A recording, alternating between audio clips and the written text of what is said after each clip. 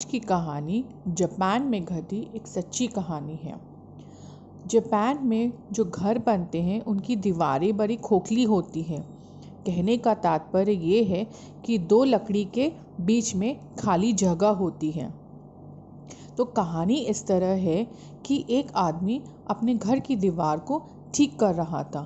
ठीक करते करते जब वह अपनी दीवार को तोड़ रहा था तो उसने देखा कि दीवार की तरफ लकड़ी पर एक छिपकली बाहर से उसके पैर पर ठुकी कील के कारण एक ही जगह पर जमी पड़ी थी।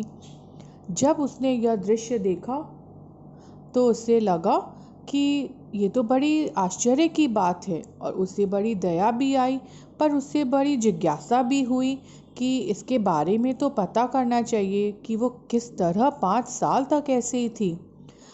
आगे जांच की तो पता चला कि कील तो मकान के बनने के समय लगी थी, जो कि 5 साल पहले लगाई गई थी।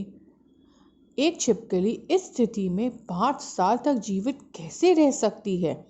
ये तो बड़ी ही असंभव, अविश्वसनीय और चौंका देने वाली बात थी। उसकी समझ में यह परे था कि एक छिपकली जिसका एक पैर एक ही स्थान पर पिछले 5 साल से कीले के कारण चिपका हुआ था, तो वो उसी जगह पर कैसे है और वो जीवित कैसे है? अब उसने यह देखने के लिए कि वह छिपकली अब तक क्या करती रही और कैसे अपने भोजन की ज़रूरतों को पूरी करती रही, अपना काम रोका और उसे देखने लगा। थोड़ी देर बाद पता नहीं कहाँ से एक दूसरी छिपकली आई और उसके मुंह में भोजन था और उस भोजन से उसने वह दूसरी छिपकली को दी खाने के लिए। उफ! वह सुन्न रह गया। वह दृश्य उसके दिल को अंदर तक छू गया। एक छिपकली जिसका एक पैर कील से ठुका हुआ था और दूसरी छिपकली पिछले 5 साल से उसे भोजन खिला रही थी। अद्भुत! दूसरी छिपकली ने अपने साथी के बचने की उम्मीद नहीं छोड़ी थी।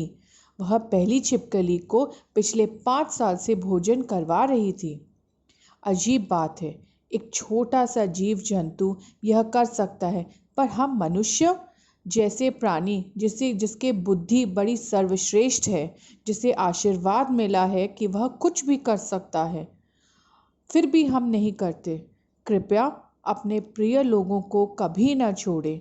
इस कहानी से हमें यह शिक्षा मिलती है कि लोगों को उनकी तकलीफ के समय अपनी पीठ न दिखानी चाहिए। अपने आप को महाज्ञानी या सर्वश्रेष्ठ समझना कभी भी नहीं चाहिए। ये इंसान की सबसे बड़ी भूल है। आज आप सौभाग्यशाली हो सकते हैं, पर कल किसने देखा है? कल आपके पास शायद कुछ भी न हो। चीज़ें किसी भी हद तक बदल सकती है। प्रकृति ने हमारी उंगलियों के बीच शायद जगह इसीलिए बनाई है ताकि हम किसी दूसरे का हाथ थाम सकें। आप आज के आज किसी का हाथ दीजिए, किसी का साथ दीजिए।